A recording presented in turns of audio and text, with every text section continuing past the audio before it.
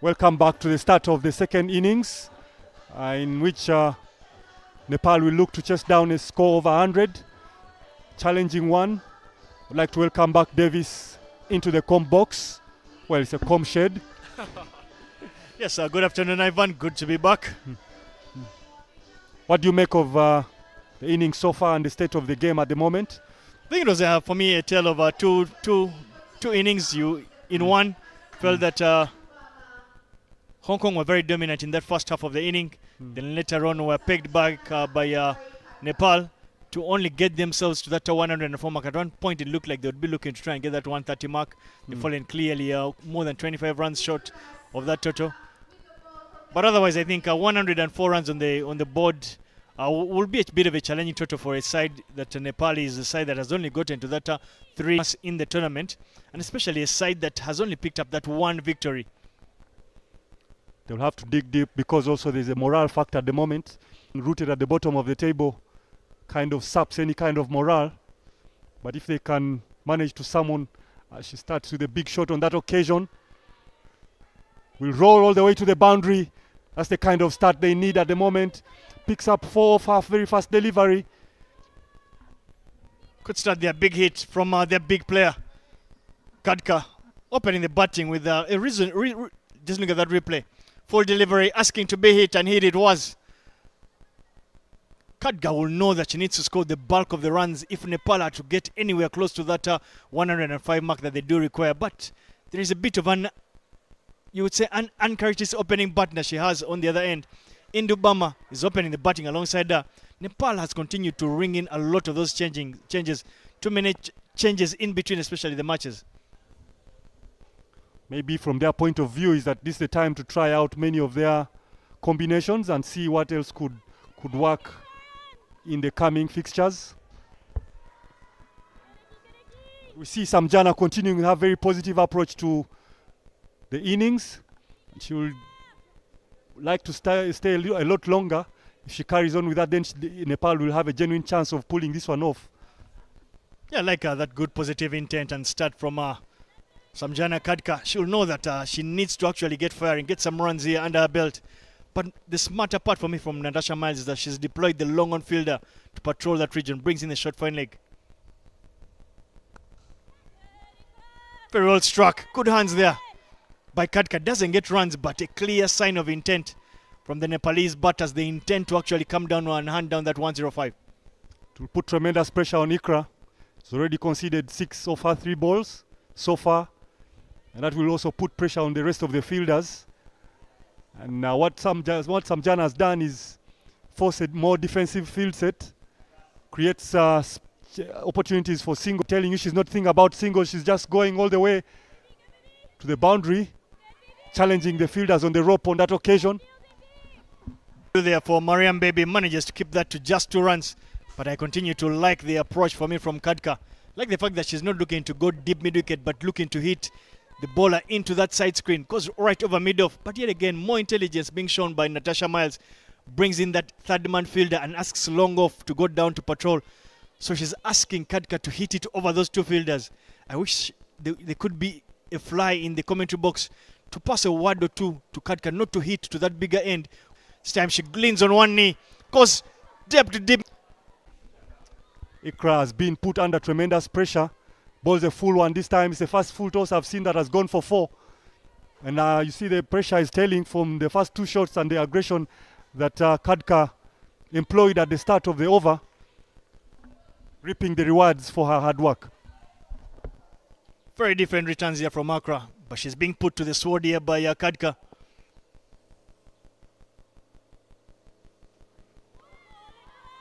Good follow-up delivery. I like that delivery. She draws her length back and with that dot ball brings an end to the first over. Nepal 12 for no loss.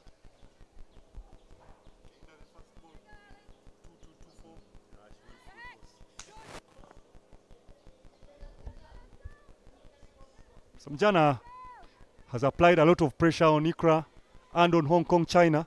It's a dream start that Nepal has had. 12 from the first over. Now they would like to maintain, at least for the next 3 or 4 overs. they can knock off 50 runs in a blink of an eye, then they give themselves a genuine chance to finish things well. One of the things, Ivan, I can guarantee about Nepalese sides is that they always show a lot of character when they're out there playing. So they'll always put their best foot forward. They wear their hearts on their sleeves. They never beat themselves. They're the sides that you'll actually have to do better than them and beat them. They rarely beat themselves in the sense of self-destructing. They'll always give you a challenge. And more importantly, they play as a team. They will look to throw everything at this Hong Kong outfit. It will be interesting to see how Indo-Burma fares against Sui Meiwei. Sui Meiwei has been a very disciplined bowler throughout the tournament, maintained her areas, and at times she has bowled outside off stump, asking batters to drive the ball, which has been a difficult proposition for most of the batters. As we see Indo-Burma taking her guard on leg stump. Discipline, as you see even on that occasion, inducing 2 dot balls. But it will be very interesting to see how she goes about business, especially against Samjana. Speaking of the guard that Indo-Burma does take, we see on leg stump, see a lot of Nepalese batters take that leg stump guard, and you just get a feeling that it creates a sense, in my opinion, whereby they have to reach out for the ball. Yet you want to look, in contrast, when you look at the Namibian batters, they look to stand on that off-stump guard themselves to pierce through that mid-wicket region. They're able to clip the balls off their pads with so much ease, which becomes a difficult. So it's an area of concern, maybe a technical concern that the Nepalese batters would want to look to correct and get a lot closer. And she manages to pierce that gap there at extra cover. Does it have the legs to run to the boundary? Work to do for Bibi, who manages to keep that to just 3 runs. Nepal are cruising. The only advantage, Davis, there is with standing on leg stump is that it creates width. Sometimes when the ball is bowled around off stump, it is easy to cut. However, it takes away many other shots. I remember one of the challenges I had making that adjustment from taking guard at leg stump to off stump was the fear of getting out LBW or getting bowled. But once I overcame those fears, I realized that there were many more advantages, because then I had access to the entire cricket ground. Punch down the ground on that occasion. Picks up 2. Very good running from the Nepal batters. Yes, Evan, that's exactly the point. I feel when you stand on leg stump, you basically become a bit of a sitting duck for the bowler that is going to be bowling, bring the ball back into you. So you get bowlers that bowl in-swingers to you. They will crump you for room. Once the bowlers do not allow you to free your arms, you're basically done and dusted for. Unlike when you take that off stump and middle stump guard, whereby it allows you to clip the balls. Yet again, Kadka continues to try and go big. She gets height on it, and enough in there for it to run away for yet another boundary. Kadka is putting a lot of pressure on the Hong Kong China bowlers. Looking at the replay, yet again gets right under that one, asking to be hit. But when you look the difference with Kadka, she gets that initial movement that takes her to that middle stump guard, and with that boundary brings an end to the second. Nepal 21 for no loss.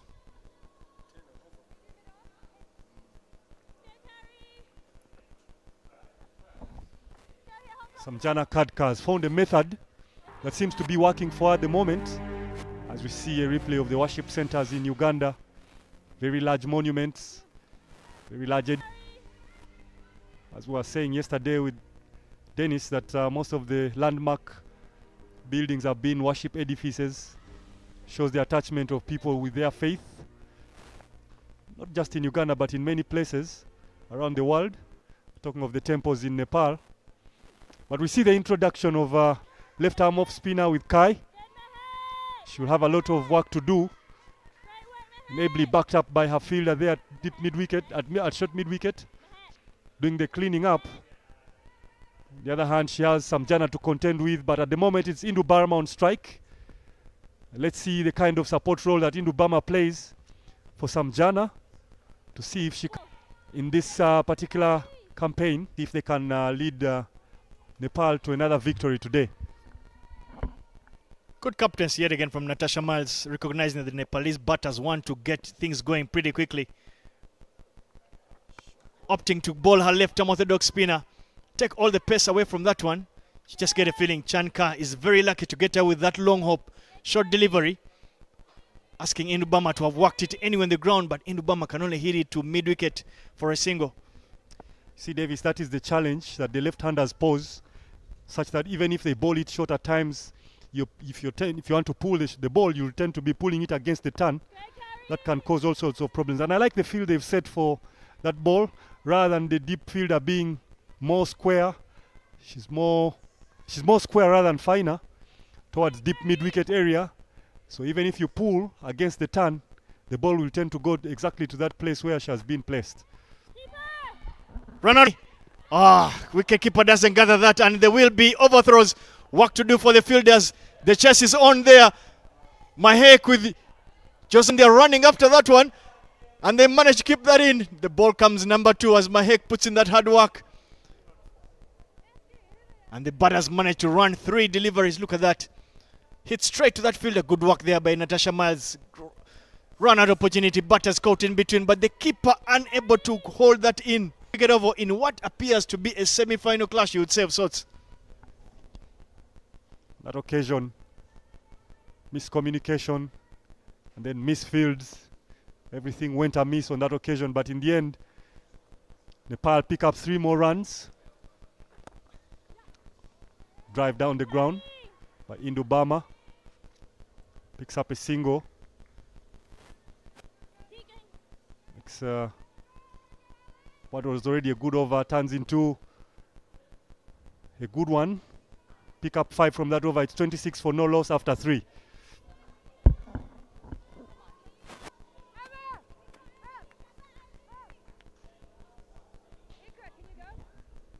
Hong Kong China still has a lot of energy in the field. They need a lot of it to sustain them through this particular inning. They don't want to have their shoulders drop under this kind of mayhem that Shamjana is causing. She's already 21 of 10. So it's important that they keep their morale high, maintain that positive kind of vibe, sustain their bowlers, keep urging them to do the right thing.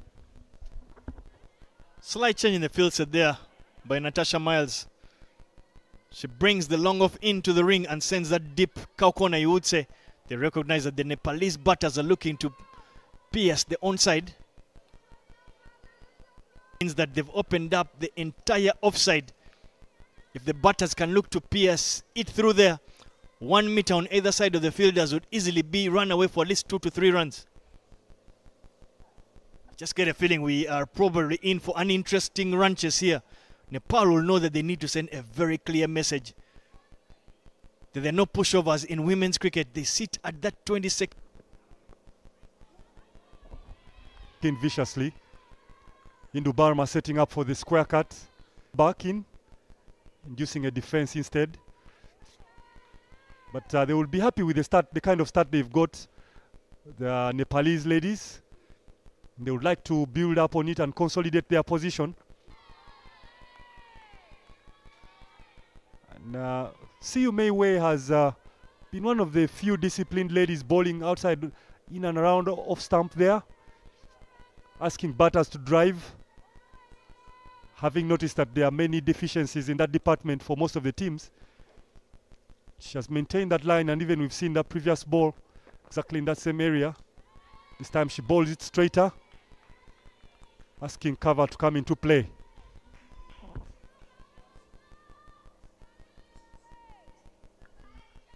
Yeah, with Siu's pace, you really think that accuracy, if she can look to bowl as straight as possible, gives a bit of a chance.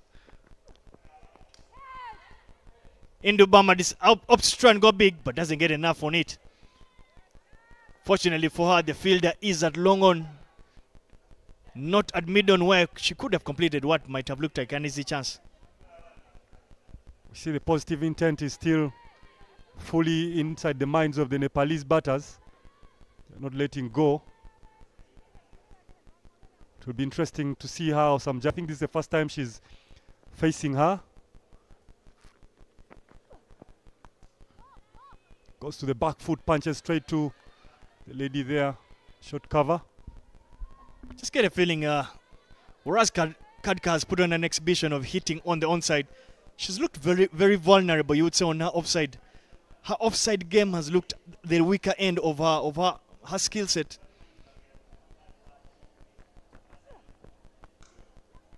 Opts to go and pull that one. She's fortunate she pulls it. With that single, brings an end to the fourth over. Nepal 28 for no loss.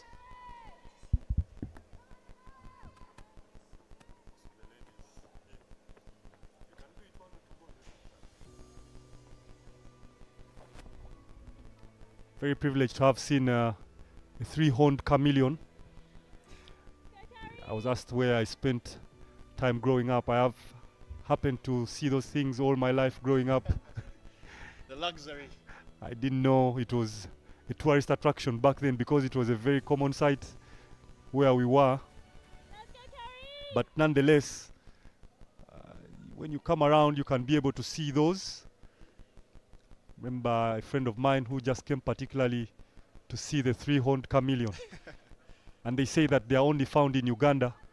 As we see a pull shot there from Samjana, picks up a single for high effort on that occasion. But it is said, Davis, that the three-horned chameleon is actually found only in Uganda and in precisely in Rwenzori. It's not anywhere else in the world. And so this friend of mine bought all sorts of cameras just to come and take a picture of those things. And it's very interesting. A very interesting fact I didn't know about, because for me I thought they were all over the place. It's an interesting fact, Ivan. I'll be honest that I hadn't even known that. I'm not too sure if I've seen one myself. Of course, for the sweep shot, Indubama unable to get wood to it, but you just get a feeling that perhaps, in my opinion, that's the correct shot to play, because that's the boundary option. But very well ball there by Kacha. Comes in with the arm, but turn and bounce. The batter, unfortunate for the batter, it isn't able to ricochet into the stumps. I think, Davis, if she was standing on her off stump, then she would have been able to connect, but she's standing at leg stump, and then the ball seems to be still going further and further away from her. Yet if she moves, or even if she takes her initial movement and finds herself outside off stump, she could be able to smam reward out of it. Just get a feeling Natasha Miles, for me, just continues to ooze intelligence. She recognizes that perhaps that is the gap that Indubama is looking to pierce, and deploys a fielder there immediately. Mahek is sent to patrol that short square leg region to cut off what might appear like an attempted sweep shot.